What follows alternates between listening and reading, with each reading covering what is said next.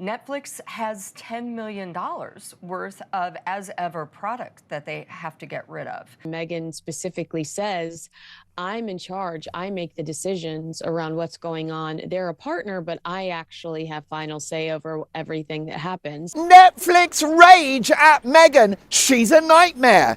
Devastating headlines from the Showbiz Bible Variety magazine about Meghan Markle, who has infuriated Netflix with her attitude, her behaviour and her horrible viewing figures as her deal with the streaming giant collapses and her relationship with a company that once paid her millions reaches the point of no return. Discovery, Warner Brothers, I guess it was Discovery at the time, or Warner Brothers Discovery, I guess it was merged at that point. David Zaslav was keen to land Meghan and Harry, and apparently Sarandos, who was fiercely competitive, swooped in and signed them in order to beat Zaslav. That's ultimately, I guess, what the insiders say, why they really signed up with them. Now, they say the reported deal was actually 30 million to north of 100 million, but sources say it was actually not 100 million. It was really 60 million. Who knows? Either way, it was a lot of damn money. Now, they announced the partnership, and they were setting the stage for the Harry and Meghan docuseries. But Netflix didn't know that they also were doing the Oprah interview. They signed it and did this whole thing, and that we're ready to do the documentary. And then they go and do the Oprah interview, apparently without telling Netflix. What? What if the real story isn't that a celebrity brand hit a rough patch, but that one of the most powerful streaming giants quietly pulled back, leaving behind millions in losses, piles of unsold products, and a partnership that suddenly doesn't look so solid anymore? According to several reports, Netflix has stepped away from direct involvement in the lifestyle venture linked to Meghan Markle, known as Ever, and the fallout could be expensive. Netflix, of course, wants their big backers. They were given £45 million for a 5-year deal, which has come to nothing, really. A vanity project. This is Meghan, her dreams coming true, while Harry just looks absolutely rudderless. I mean, that is a lot of product. We know that people are quitting Netflix and saying, here are my 2 weeks, and Netflix's parting gift is as ever, like, take it, get it out of here. Wow. That is the parting gift when you say goodbye to Netflix. Some estimates suggest the company may be exposed to millions in inventory that didn't move, with numbers floating around close to $10 million tied up in products that never reached the demand everyone expected. And this wasn't some overnight disaster. It happened slowly, piece by piece. Expectations shifted, priorities changed, and what once looked like a major long-term strategy started to show cracks that go way beyond just one brand struggling to find its lane.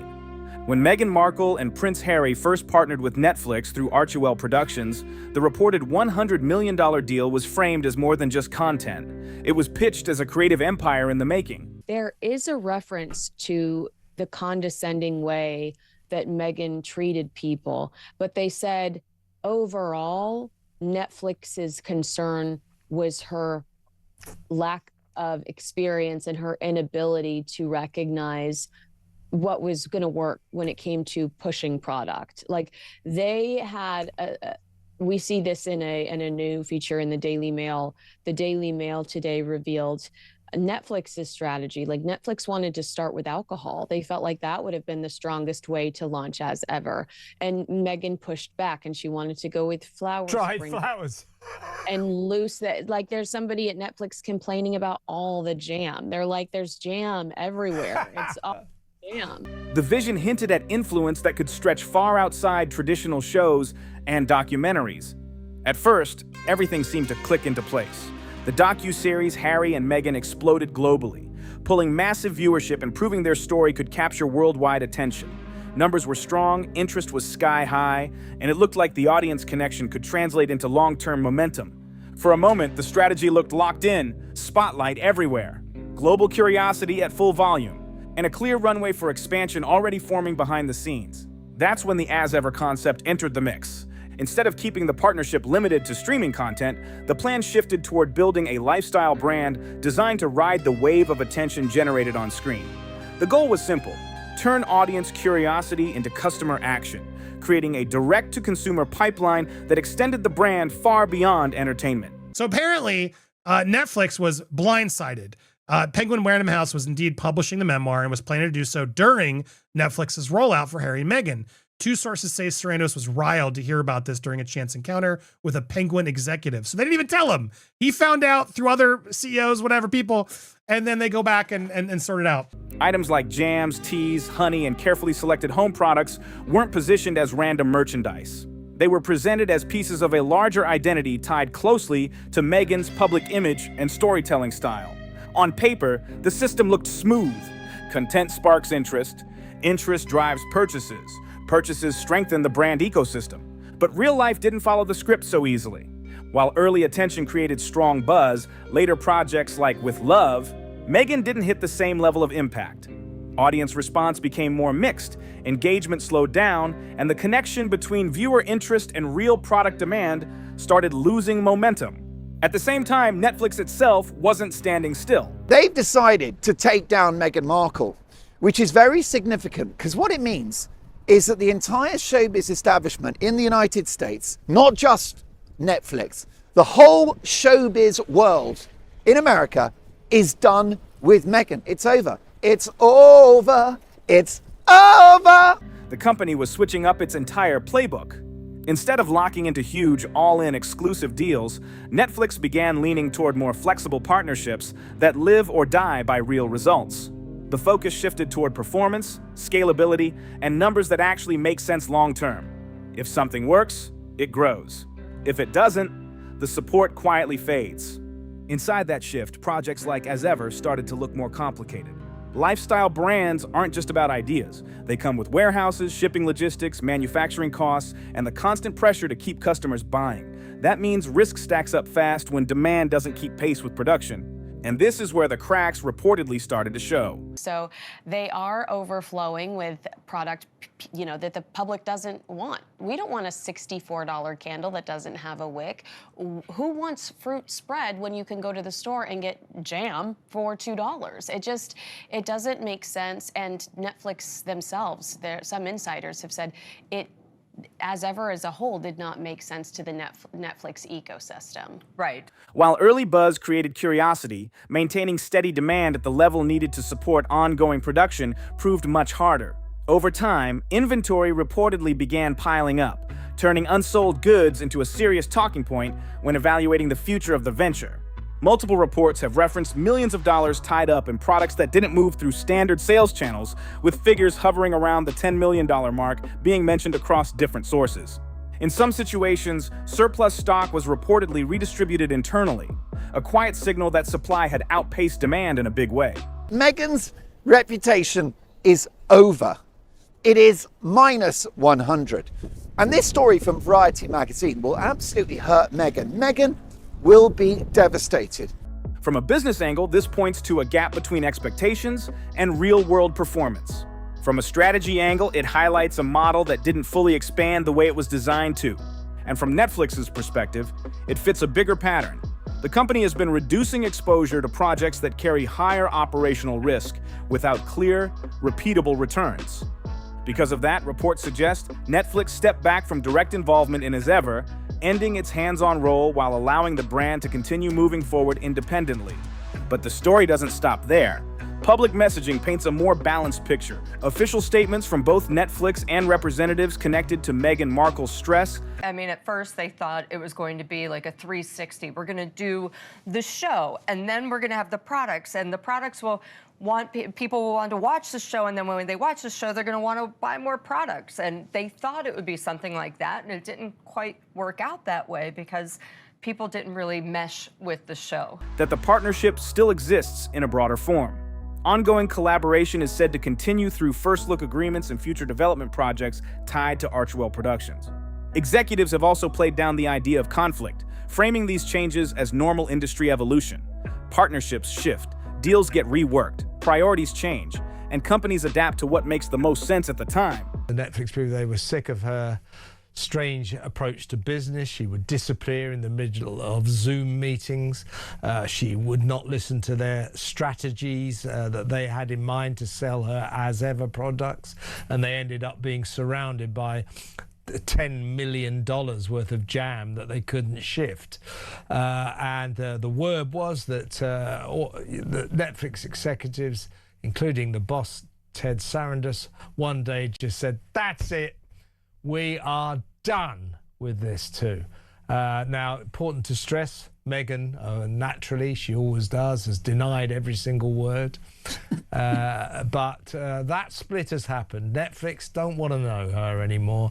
As ever, looks weirder and weirder to me. I do not believe it's succeeding. This leaves two narratives running side by side. On one side, insider reports point towards slower performance, growing inventory pressure, and financial exposure connected to the As Ever venture.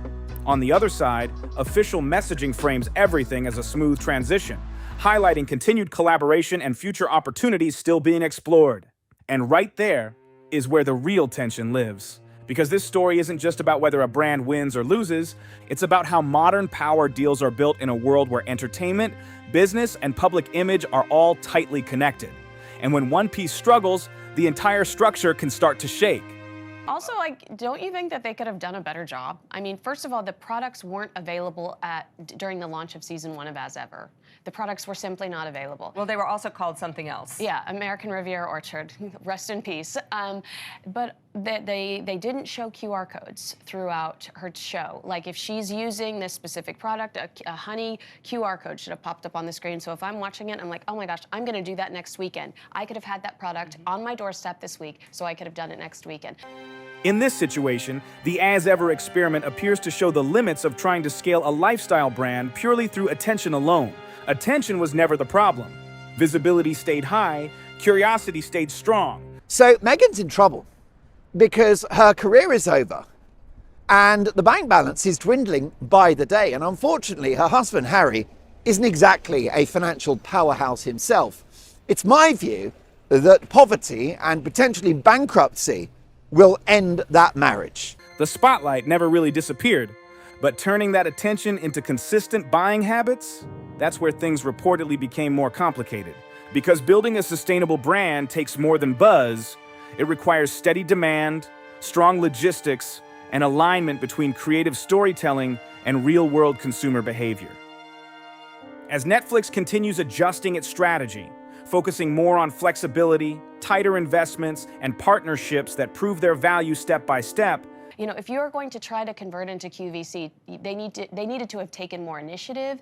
It just felt like no one was on the same page, and this Variety article basically confirms that these two are terrible at communicating. Meghan would step away from a Zoom for significant periods of time. They would later find out that she was just mad at something someone said. Now, Meghan's spokesperson swooped in and said, well, as someone with small children, she might have to step away. But the reality is, I believe it's true that she would storm off because she didn't like something that was said during a strategy call. The As Ever situation starts to look less like a one-off moment and more like a real-world test of how celebrity-driven ecosystems perform under pressure.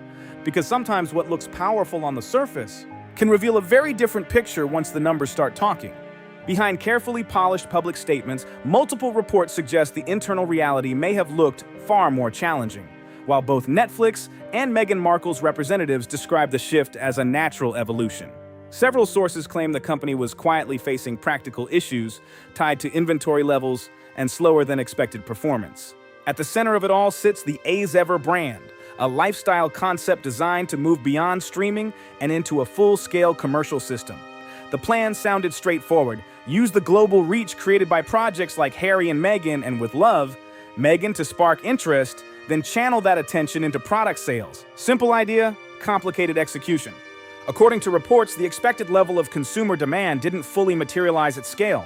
Instead of steady sell-through, certain products, including jams, teas, and other curated home items, reportedly began accumulating faster than they were being purchased. And what tells me this is serious is that Meghan and Harry's own attorney gives comments to Variety. You don't do that if you're not worried. This is some salacious hit piece, whatever, you ignore it. But no, they were clearly nervous. Netflix spokespeople also commented on the article to correct the record. Again, this is clearly a sign of Netflix being unhappy and speaking anonymously off the record. In some accounts, the buildup became significant enough that millions of dollars worth of goods remained unsold, turning excess inventory into a major factor in how the entire venture was being evaluated behind closed doors. And this is where the Netflix side of the story starts getting seriously interesting. At the beginning, the partnership placed Netflix in a strong position to support both creative projects and brand expansion through Archewell Productions. But running a lifestyle brand is a completely different game compared to producing streaming content. Now you're dealing with manufacturing timelines, shipping logistics, storage costs, and the constant pressure to keep products moving. According to multiple reports, Netflix may have ended up absorbing part of the pressure tied to excess inventory, with estimates around $10 million in unsold stock being mentioned across different sources. In some situations, surplus products were reportedly redistributed internally rather than moving through normal retail channels, a detail that raised eyebrows about how much supply may have outpaced real demand. And that kind of outcome points to more than just slower sales. As soon as she read what the Variety has said, she'd got the lawyers onto them. Yeah, she always does. Don't forget, sorry to interrupt, Angela, but don't forget what last year, first of all, Hollywood Reporter, the other Bible magazine in Tinseltown, they reported that she was a terrible bully to her staff, and she immediately denied it. Lawyers denied every word. Then Vanity Fair, America's top-selling magazine, very prestigious magazine, did 8,000 words, a demolition job on her. She was a bully, she was useless, she was difficult to work with, a tyrant in high heels. Every word denied. We're beginning to see a pattern building up here, aren't we? It suggests a disconnect between the original vision and how things played out in real life, because the structure of this kind of model depends on everything working together smoothly. Content builds excitement, excitement drives purchases, and those purchases justify continued expansion. But once one link in that chain weakens, the rest of the system starts feeling the pressure. Based on what insiders have described, that appears to be exactly where the strain began. At the same time, the public tone has stayed calm and carefully measured. Official messaging continues to emphasize that there is no dramatic fallout, no major conflict, and no sudden collapse. Instead, everything is being framed as a normal adjustment in how the partnership will operate moving forward. Netflix executives have highlighted that deals in entertainment constantly evolve, and projects connected to Meghan Markle and Prince Harry are still reportedly in development. The relationship, at least formally, continues through a first-look arrangement, a structure that allows Netflix to review projects individually without committing to large-scale, long-term obligations right away. But even that adjustment reveals something important. Shifting from a wide, deeply integrated deal to a more selective project-by-project structure signals a noticeable change in strategy, not necessarily about the people involved, but about the original blueprint that tried to merge content and commerce into one combined ecosystem. And this is where speculation starts colliding with business reality. Now, in alienating Netflix, Meghan hasn't just bitten the hand that feeds her, she's chewed the whole thing off. Now, this devastating news story from Variety, whose elite-level journalism is always completely accurate, follows hot on the heels of Tom Bower's devastating new book about the couple, Betrayal. Now, this is another week of negative publicity for the Sussexes, who have no income, whose marriage is a complete facade and is hanging by a thread, and whose public relation is in the toilet, right? On one side, there are reports pointing to financial pressure, unsold inventory, and internal reassessment of the venture's direction. On the other side, public statements continue highlighting professionalism, mutual respect, and the possibility of future collaboration.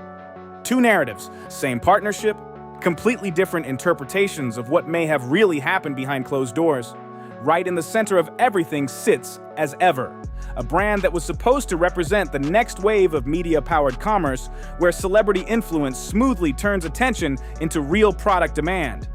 The idea sounded powerful on paper: massive visibility, global recognition, a built-in audience already paying attention.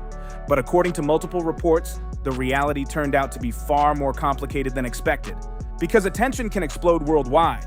It can dominate headlines, it can keep people watching, But if that attention doesn't translate into consistent buying behavior, the business side feels the pressure almost immediately.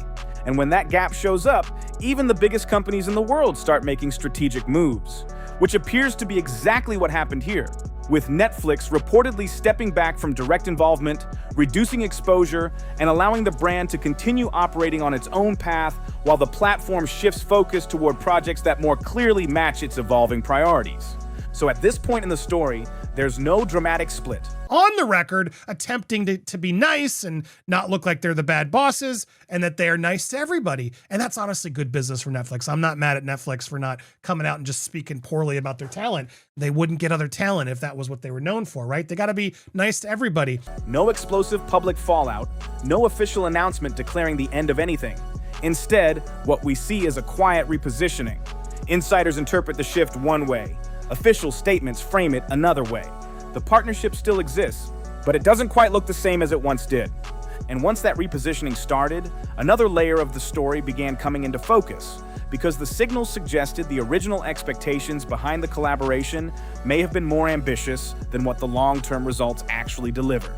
According to reports connected to Netflix's internal strategy, the company's approach to ventures tied to Meghan Markle gradually became more cautious over time, particularly as the performance of projects within the broader agreement received closer evaluation. Early headline-grabbing content like Harry and Meghan generated strong curiosity and major initial viewership, proving there was undeniable public interest. But keeping that same level of momentum across later releases turned out to be a tougher challenge than many anticipated. And that detail matters more than it might seem. Because from Netflix's perspective, attention alone doesn't guarantee long-term value. What really counts is whether viewers keep coming back, continue engaging, and build consistent viewing patterns that strengthen the platform's overall ecosystem. When later projects such as With Love, Meghan received more mixed reactions, it reportedly triggered a ripple effect. Not a dramatic crisis, but a gradual reevaluation of how resources were being directed inside the partnership. At the same time, the As Ever brand, originally introduced as a lifestyle extension of that same content universe, began facing its own practical challenges that weren't always visible publicly, but carried real impact behind the scenes. $10 million worth of jam. There were quotes from sources in Netflix saying, everywhere, jam everywhere. And they had plans to market her As Ever products. Yes. In the way that they actually have marketed other successful programs on Netflix like Bridgerton and Stranger Things, with things like cups and tea towels. They've done very well. They're branding experts, and they said, we could do the same for you, Meghan. She didn't want to do that. No, that was boring. So they were shocked that all she wanted to do was to sell jam. Reports suggest that while early curiosity helped generate awareness, maintaining stable consumer demand over time proved difficult. Products connected to the brand reportedly began accumulating in inventory, with production continuing at levels that didn't always match the pace of real sales.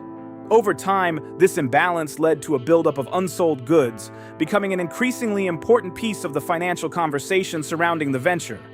Estimates referenced across multiple reports indicate that millions of dollars worth of products remained unsold, with some figures pointing to roughly $10 million tied up in stock that didn't move through expected retail channels.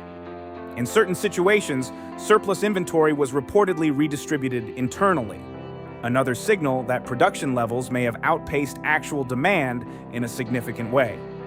From a business perspective, this kind of imbalance is huge. It shows that the forecasting model, the plan for predicting demand based on audience size and engagement, didn't match what real consumers actually did in the market. And when your whole business idea depends on turning attention into action, that mismatch becomes a major issue. The As Ever concept was built on one big assumption, that audience attention could easily convert into purchases. But in reality, turning interest into consistent sales takes more than visibility. It requires repeated exposure, products that fit the market, competitive pricing, and brand loyalty. And loyalty doesn't happen overnight. When those pieces don't line up perfectly, even a high-profile brand can hit serious obstacles keeping momentum going. This is where Netflix's broader strategy comes back into play. The company has been shifting toward more modular, performance-driven partnerships instead of big, all-in deals that try to combine content, branding, and commerce all under one roof. In that environment, a venture like As Ever, which depends not just on streaming success but also retail performance, adds layers of complexity and risk.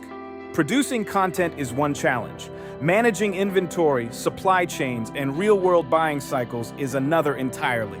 And when those two systems aren't perfectly synced, someone has to adjust. Reports suggest that this is exactly why Netflix gradually stepped back from direct involvement in the As Ever brand. The platform pulled away from supporting the commercial side while keeping its broader creative relationship alive through Archewell Productions and First Look agreements. This is also where the story splits depending on perspective. Internally, Netflix likely sees the move as smart business, a performance-based optimization, keeping resources focused on projects that deliver measurable results. Externally, observers often interpret the same actions as a sign of underperformance, financial loss, or a partnership that didn't live up to the hype. Both perspectives exist at the same time. Both have support, one from insider reports about inventory, financial exposure, and missed projections. The other from official statements confirming that the Netflix Meghan Markle and Prince Harry partnership is still active, producing new content under a revised structure. That duality makes it hard to summarize in simple terms. This isn't a clean-cut ending, it's a transition, a move away from a fully integrated model toward a setup where responsibilities are clearer and each side can operate more independently. For Meghan Markle, that likely means reclaiming direct control of As Ever as an independent brand. For Netflix, it means focusing on content-driven projects that better align with its current strategic goals. For observers, the story becomes less about one single outcome and more about watching how high-profile collaborations shift when expectations, performance, and strategy start to diverge. Because in the end, what this situation really shows isn't just what happened. It's how fast even the flashiest, most talked about partnerships can change when the business model gets tested by reality. And that's where the story stands for now. Not a dramatic finale, but an ongoing evolution. In the world of headline-grabbing partnerships, what seems like a setback might actually be the start of an entirely new phase. One that might only become clear months or even years down the line. If you watch this and have thoughts, drop them in the comments below. If this breakdown made you see things differently, hit subscribe and stay locked in for more deep dives like this. Don't forget to like the video and share it with someone who needs to see it.